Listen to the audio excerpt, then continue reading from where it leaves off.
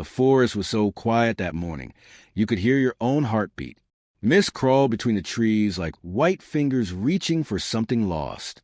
The sun hadn't fully woken up yet, and everything felt like it was holding its breath, waiting for something important to happen. Under an old oak tree, hidden beneath branches that drooped like tired arms, a tiny bundle lay wrapped in a thin blanket. The blanket was blue once, but now it was dirty and torn. Inside that blanket, a baby boy was crying, not the loud, angry cry of a hungry baby. This was different. This was the cry of someone who needed help, someone who was cold and alone and didn't understand why. The leaves above seemed to shake with each tiny cry, as if the trees themselves were upset. A bird landed on a branch, tilted its head, and flew away quickly, as if it knew this was a secret too heavy to carry. Miles away, in a mansion so big it had 30 rooms, a man named Victor couldn't sleep. He had more money than he could ever spend. He had cars that shine like mirrors. He had paintings on his walls worth more than most people's houses. But none of it made him happy. None of it filled the giant hole inside his chest. Victor was 50 years old, but sometimes he felt like he was 100. His face had lines that came from sadness, not from smiling. His eyes were gray, like clouds before a storm. He used to have a family once. A wife who laughed like music. A little girl with curls who called him daddy and held his hand everywhere they went. But they were gone now. 5 years gone. A car accident on a rainy night had taken them away, and Victor had been alone ever since. He walked through his big house like a ghost, touching things but not really feeling them. He ate food but couldn't taste it. He had everything, but he had nothing at all. That morning, Victor decided to drive. He did this sometimes when the loneliness got too heavy.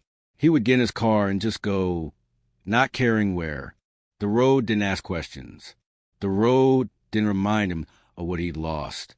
His black car hummed down the empty highway. The sun was starting to peek over the hills, painting everything gold and pink. It should have been beautiful, but Victor barely noticed. His hands gripped the steering wheel tight. His mind was far away, stuck in memories that hurt like thorns. Then he heard it. At first, he thought it was a bird, or maybe a cat, but something made him slow down. Something made him stop the car right there on the side of the road, next to the forest entrance. He turned off the engine. Silence rushed in like water. And then there was again a cry, weak and small, but impossible to ignore. Victor's heart started beating fast. He opened the car door and stepped out. The morning air was cold and smelled like wet leaves. He followed the sound, his expensive shoes crunching on twigs and stones. Deeper into the forest he went, pushing aside branches, following that tiny, desperate cry. And then he saw it, the bundle under the oak tree. Victor's legs felt like they might give out. He knelt down slowly, his hands shaking. He pulled back the dirty blanket, and there was the baby, a boy, maybe only a few days old. His little face was red from crying. His tiny fists waved in the air like he was fighting something invisible. Victor's eyes filled with tears. Not sad tears. Something else. Something he hadn't felt in 5 long years. He picked up the baby carefully, like he was made of glass. The moment Victor held him, the baby stopped crying. Just stopped, like he'd been waiting for these exact arms. The little boy looked up at Victor with dark eyes that seemed to say, "Where have you been? I've been calling for you." Something broke inside Victor's chest. Not broke like breaking a plate. Broke like breaking open a door that had been locked too long. All the pain he'd been holding rushed out, and all he could do was hold this tiny stranger and cry. "You're so cold," Victor whispered. "Who left you here? Who could leave you all alone?" The baby made a small sound like a kitten. Victor wrapped his own jacket around the bundle, holding the child close to his chest to share his warmth. He looked around the forest, searching for someone, anyone, but there was no one, just trees and mist and morning light. Whoever had left this baby had walked away and wasn't coming back. Victor thought about his own daughter, how she used to fit in his arms, just like this, how she smelled like baby shampoo and sunshine, how she trusted him completely to keep her safe. This baby was trusting him now. This little boy, left in the cold woods to die, was looking up at him with eyes that said, "Please, please don't leave me too." Victor made a decision right there, under that old oak tree. It wasn't a logical decision. It wasn't a careful, thought-out plan. It was something deeper than that. Something from the part of him that had been dead for 5 years and was suddenly, impossibly, alive again. "I've got you," Victor said softly. "I've got you now. You're safe." He carried the baby back to his car, protecting him from the branches. He turned the heat up as high as it would go. The baby made happy little sounds as warmth filled the car. Victor looked at the tiny face, the perfect little nose, the fingers no bigger than flower petals. This child had been thrown away like trash, left to die alone. But somehow, against all odds, Victor had heard him, had found him, had saved him. Or maybe, Victor thought, it was the other way around. Maybe this baby had saved him. As Victor drove toward town, toward the hospital, toward whatever came next, he felt something he thought was gone forever. He felt hope. He felt purpose. He felt like his heart was beating again for the first time in 5 years. The baby fell asleep in the car seat, wrapped in Victor's expensive jacket, and Victor drove with tears streaming down his face, knowing that nothing would ever be the same again. Behind them, the forest stood silent, holding its secret. The old oak tree whispered a wind, and somewhere in the universe, destiny smiled, because 2 broken souls had finally found each other. The miracle had begun. The hospital smelled like clean sheets and worry. Victor paced back and forth in the hallway, while doctors checked the baby. His heart hammered in his chest. What if the baby was sick? What if he'd found him too late? A nurse came out, smiling. "He's perfectly healthy. Cold and hungry, but strong.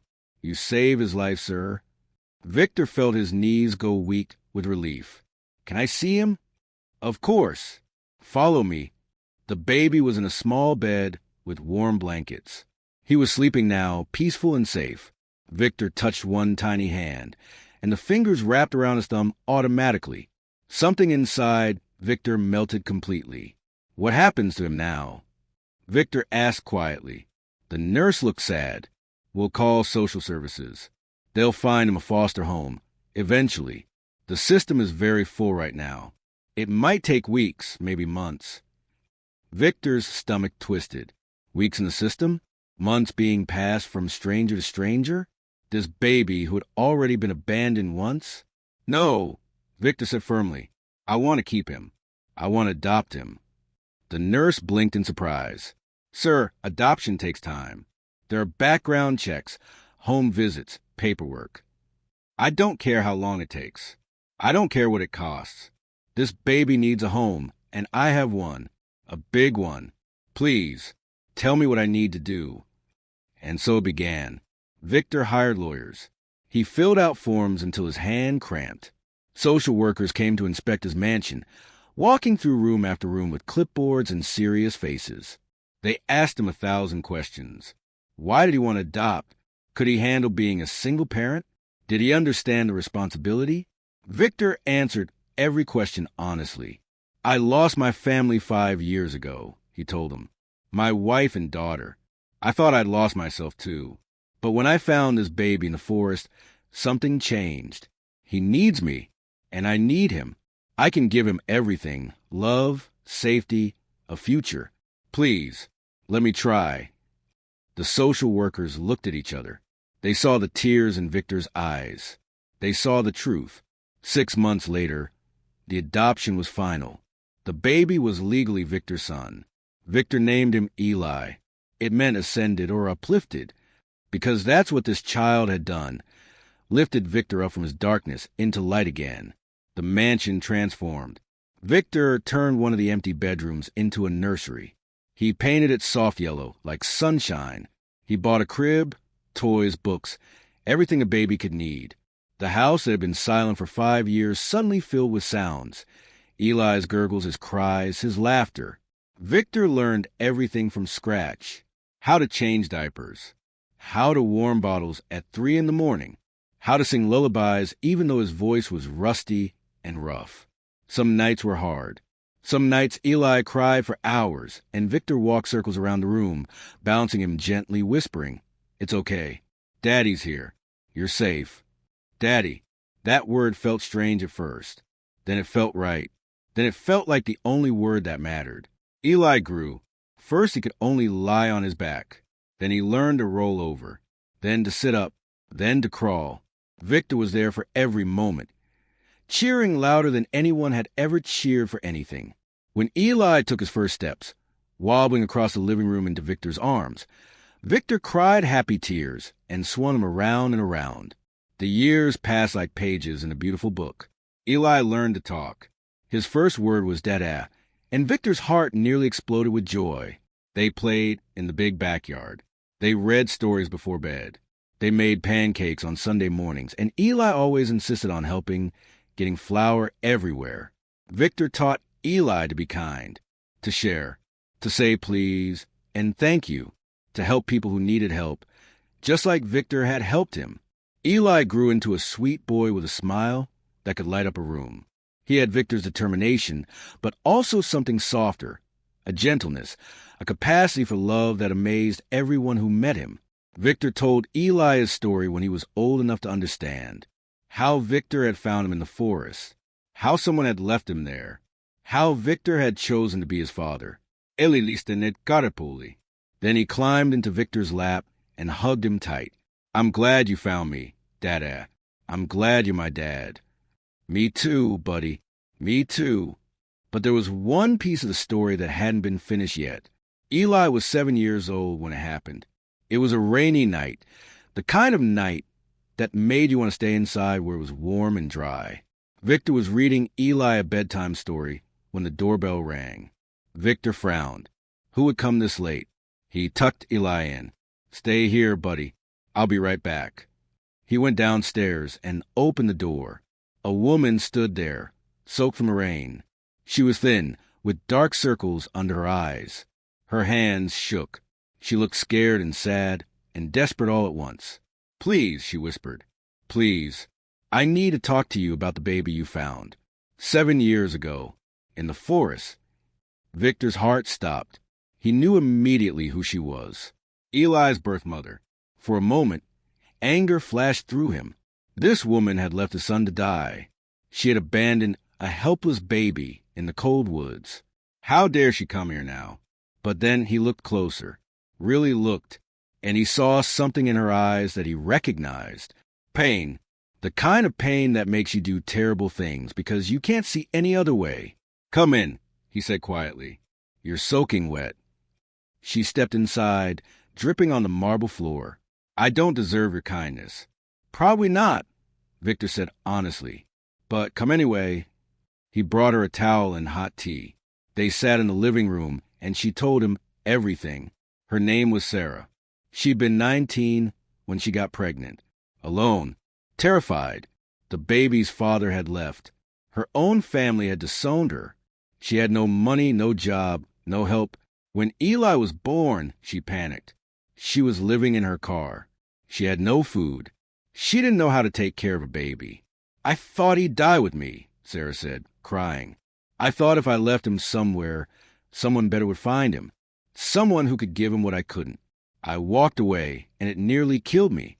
Every day for 7 years, I've wondered if he survived, if he was okay, if he hated me." Victor listened. He didn't interrupt. He let her cry. "I got help," Sarah continued. "Therapy, a job. I got my life together. But I could never forgive myself. I had to know if he was alive. I had to know if he was happy." Victor was quiet for a long moment.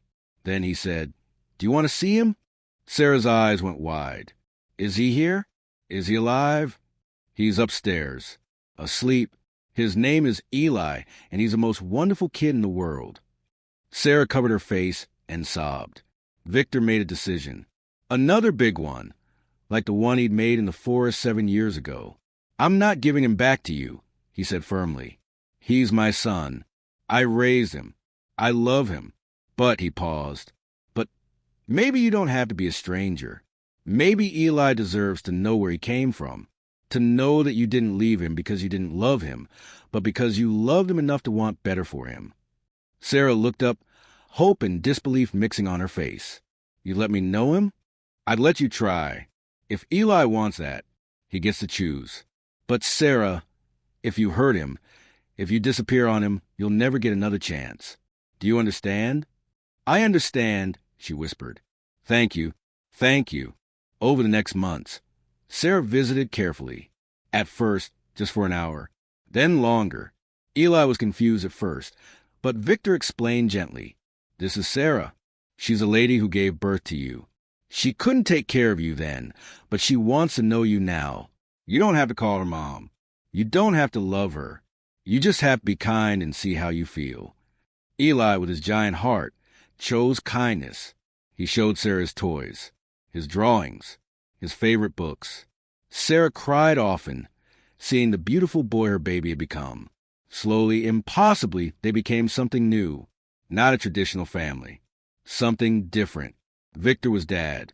Sarah was Sarah, someone who cared, someone who had made mistakes but was trying to fix them. And Eli was the center, holding them all together with his innocent, enormous love. The mansion wasn't empty anymore. It was full of second chances, full of forgiveness, full of proof that love had healed even the deepest wounds. And outside, the rain fell softly, washing everything clean. News has a funny way of traveling. One person tells another. That person tells three more. Soon, everyone knows your secret. Someone at the hospital talked. Maybe it was a nurse. Maybe it was a social worker. But somehow, a reporter heard about Victor's story. About the millionaire who found an abandoned baby and gave up his lonely life to become a father. About the birth mother who came back seeking forgiveness. About the little boy named Eli who was loved by two people who had both been broken. The story hit the newspaper first, then the television news, then the internet where it spread like wildfire. Victor's phone rang constantly. Reporters wanted interviews. Strangers wanted to know everything. Some people called him a hero. Others said he was foolish. Some criticized Sarah for coming back. Others praised Victor for letting her. Victor ignored most of it. He didn't care what strangers thought. But he couldn't stop everyone from knowing. People recognized him at the grocery store. They pointed at Eli in the park. Some smiled and waved. Others stared with curious, hungry eyes. Eli, now 8 years old, didn't understand all the attention. "Why do people care about us, Dada?" he asked one evening. Victor knelt down to his son's level. "Because people love stories about hope, buddy, about families that shouldn't work, but do, about love winning even when everything else says it can't. Do you think love always wins?" Eli asked seriously. Victor touched his son's cheek gently. "Not always, but it's worth fighting for every single time." As the months passed, something unexpected happened. Letters started arriving, hundreds of them, from all over the country, all over the world. People wrote about their own stories, about children they'd lost, about children they'd found, about mistakes they'd made and forgiveness they'd received. Single parents wrote, thanking Victor for showing them they weren't alone. Adopted children wrote, saying Eli's story helped them understand their own. Birth mothers wrote, crying as they read about Sarah's second chance. Victor read every letter, every single one, and with each letter, an idea grew in his mind. One night, he gathered Sarah and Eli together. "I want to show you something," he said. He led them to the east wing of the mansion, the part that had stayed empty even after Eli arrived. 10 bedrooms, 3 bathrooms, a huge playroom, all unused, all silent. "What if," Victor said slowly, "we didn't keep all this space for ourselves? What if we open our home to other children? Kids who need families, who are waiting in the system, who feel like nobody wants them?" Eli's eyes went wide. "You mean like me? Kids like I was." "Exactly like you." Sarah's hand flew to her mouth. "Victor, that's incredible. But it's a lot of work, a lot of responsibility." "I know," Victor said, "but I have money I'll never spend. I have rooms I'll never fill. And I have a son who taught me that love multiplies. It doesn't divide. What do you say? Want to help me give other kids what we gave Eli?" Eli jumped up and down. Yes, Please, Dada. Other kids should feel as lucky as me. Sarah wiped tears from her eyes. I'll help however I can. Maybe I can finally do something right. And so, Victor's Haven was born. It took a year to set everything up properly. Victor hired staff, kind people who loved children. He worked with social services to become a licensed foster home. He renovated the East Wing with bright colors, soft beds, toys, and books. The first child arrived on a Tuesday. A little girl named Maya, only 5 years old, with scared eyes and a backpack that held everything she owned. She stood at the door, trembling. Eli walked right up to her, held out his hand, and smiled. I'm Millie. Don't be scared. This place is magic. You're going to love it here. Maya took his hand, and just like that, the mansion got a little fuller. More children came. Some stayed for weeks, some for months. Some, like Maya, stayed forever when Victor adopted them too. The mansion filled with laughter, with running feet, with life. Eli became a big brother to them all. He taught the little ones how to tie their shoes. He read bedtime stories. He told each one, "You're not alone. You're wanted. You're loved." Victor walked through his home every evening, listening to the sounds of dinner being made, homework being done, games being played. His heart felt so full it might burst. This was what his money was for. This was what his life was for.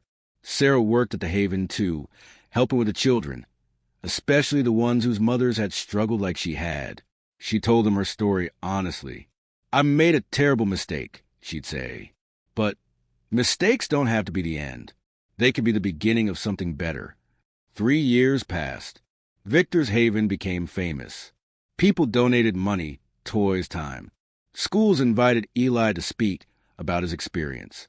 He stood on stages, this confident 11-year-old, and told audiences, "Love doesn't need to be perfect. It just needs to be real. My dad found me in a forest. My birth mom left me there. And now we're a family.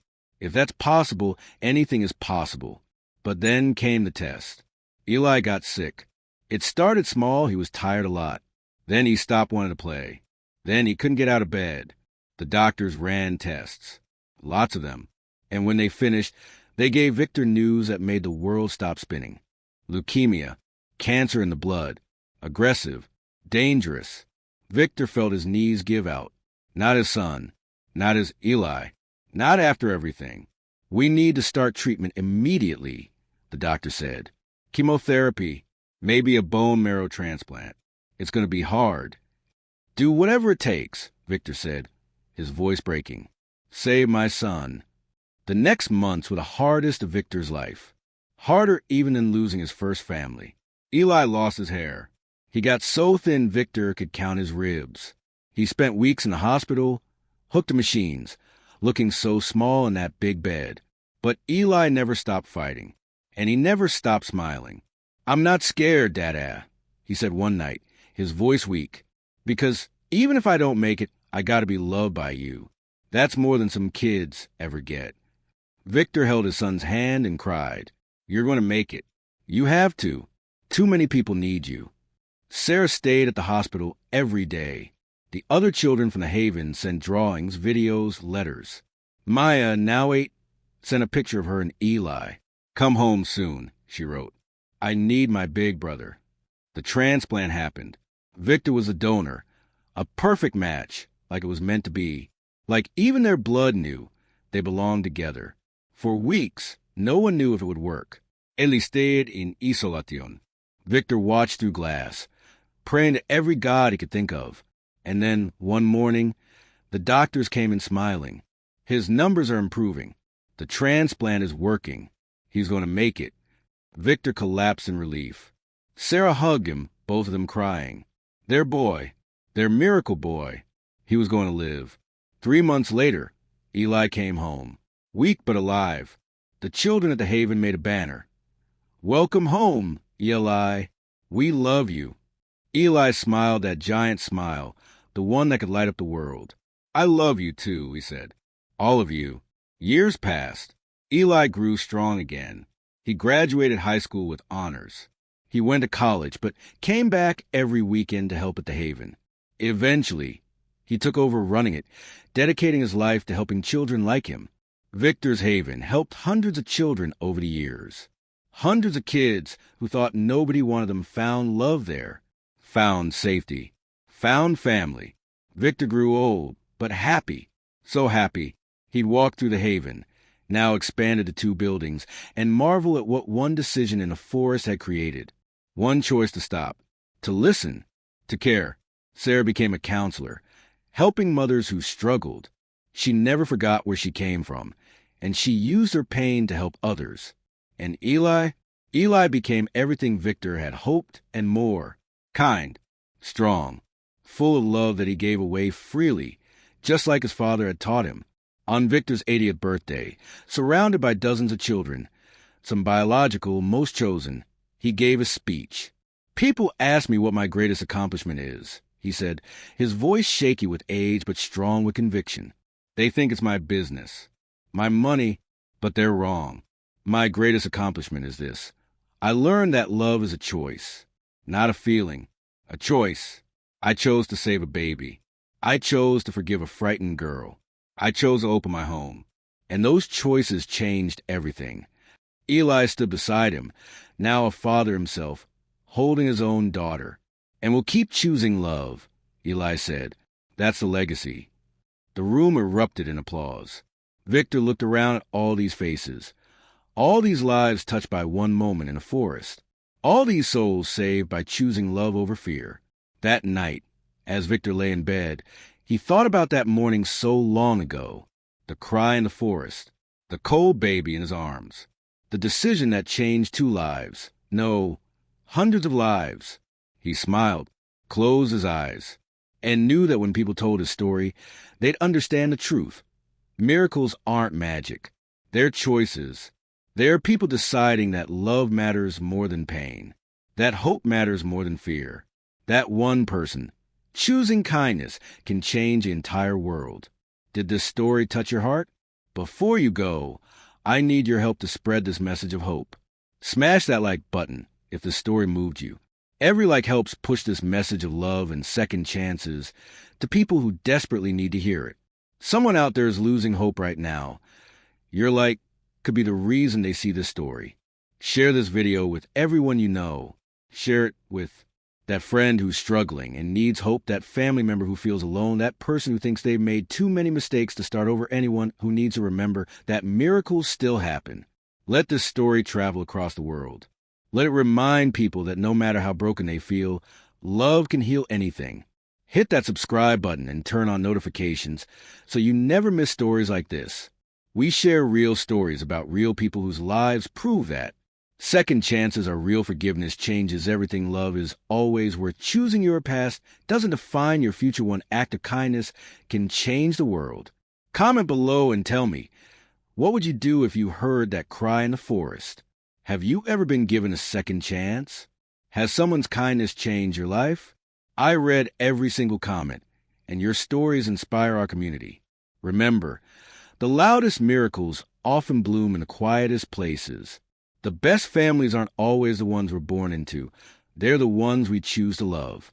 Victor chose to stop, to listen, to care, and that one choice created a ripple effect that saved hundreds of lives. What choice will you make today?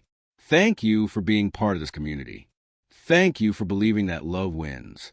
Now go out there and be someone's miracle, because you never know, they might just be yours too. Until the next story, keep choosing love. Keep believing in miracles. Keep being the light. Like, share, subscribe, comment.